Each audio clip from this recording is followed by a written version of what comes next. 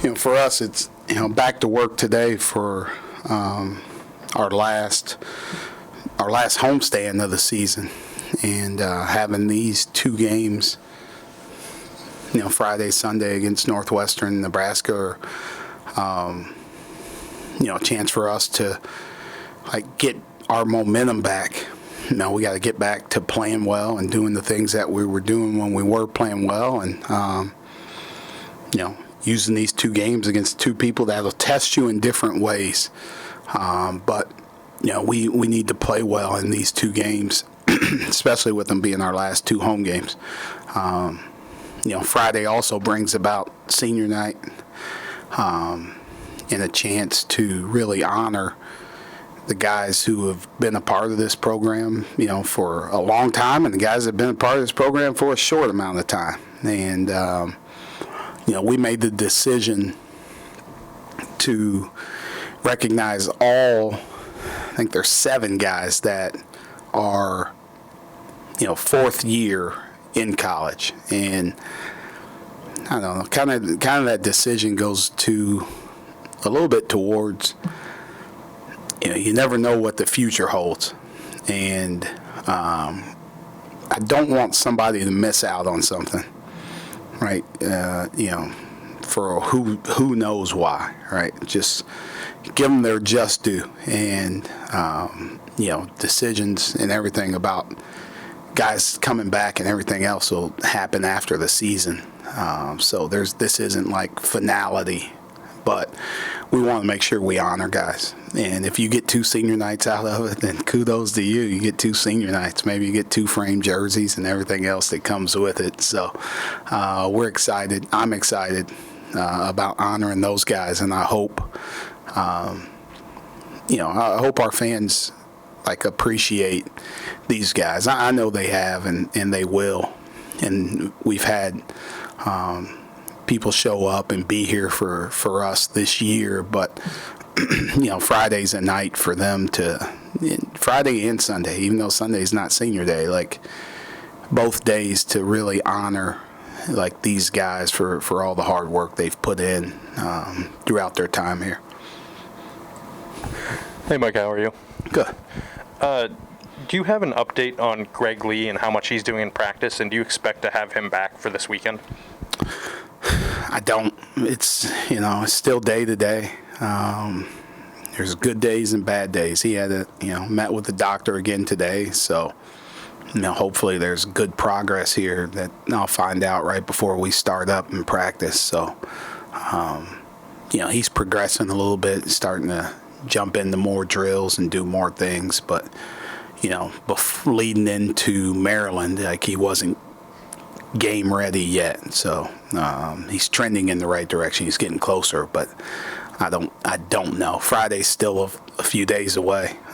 So things could turn in a hurry, good or bad. So I wish I knew more. I wish we had him right now, because he could have helped us in these last few games. Hey, Micah, thanks for the time. I think before we kind of got started here, you talked a little bit about what having John back meant for you guys, and now that you're kind of on the back end of it, I'm just wondering, from a program building perspective, what him being around this year has done for you. Yeah, it's kind of what he does for us as a total program. So not just in a basketball sense on the court, but also how he does things off the court in terms of just with our program. Not speaking anything about him off campus, on campus, in the community, everything else. Just from a basketball standpoint, I think what he does, the hard work that he puts in every single day with no complaint. Right, you play as hard as possible for 5 years, you're going to be hurting.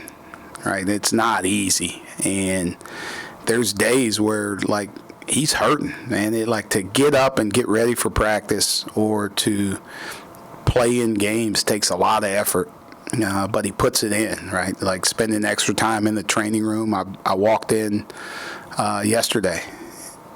or maybe it was today. My days they run together. But, he's in there in the morning, like getting out of the cold tub and about to go get more treatment. And, he's working on his game out on the court at set, different hours. He's up watching film. He's always constantly trying to get better. But he does it all with a smile on his face. And, never a complaint about anything. Like, if he's hurting at all, you wouldn't know it. And that, you think about the guys that are young on our team, like Adalian Johnson and Caleb Dorsey, right? They see that on a daily basis. So now they're looking like, well, if I want to be successful in this league, that's what I have to do, right? So they start to model that behavior. And now, as they start to do it next year, we got 5 freshmen that are coming in, and they're looking around and they're watching people to follow, and they see what those guys are doing, and they start to do it, right? And it just continues to manifest itself, and that's how a culture gets built. That's how a great program starts to form. But I don't think you ever, I'll say it all the time, right? He was a huge reason for where this culture is going. But he may not reap the benefits of that, but he'll know. And the guys in our program a long time from now will know this is how it started, and it started with John. Did you have a full appreciation for him from afar, or was it something that when you got here, you kind of oh, okay, I get it? I think I had that appreciation for him as a player. He reminds me of a kid that we had when I was at Butler, Matt Howard, that just gave his all at every moment. There was no second guessing or questioning what he was going to give you on a daily basis. I really appreciated that. I purely from a selfish basketball standpoint, that's why I wanted John back, right? From basketball. I knew what he could do and how he'd perform and everything else. Now that I get to spend time with him, he's blessed me this year more as a person than anything that has to do with basketball.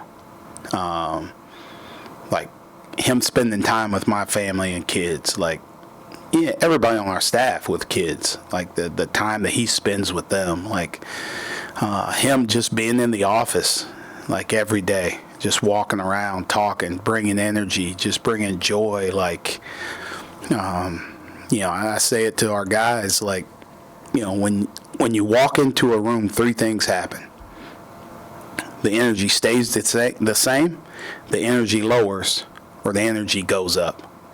And John is an energy raiser. When he walks in the room, the energy goes up.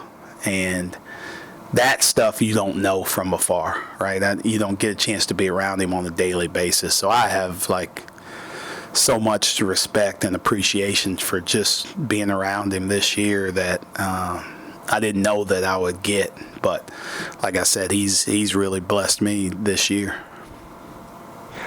Given the makeup of the roster, 3, maybe 4 of these guys will kind of be for one and done at Penn State, basically. I mean, what do you think this senior night will mean for those guys who it's a little bit more transient, and maybe in the long term it's a little bit more of a blip? But how do you kind of see those guys kind of take to Penn State, and what do you think kind of their impact will be here? Yeah.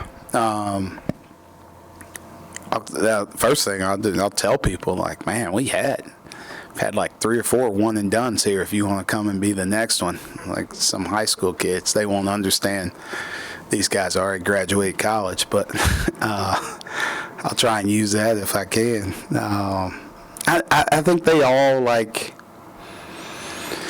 think they'll all get something different out of this experience, right?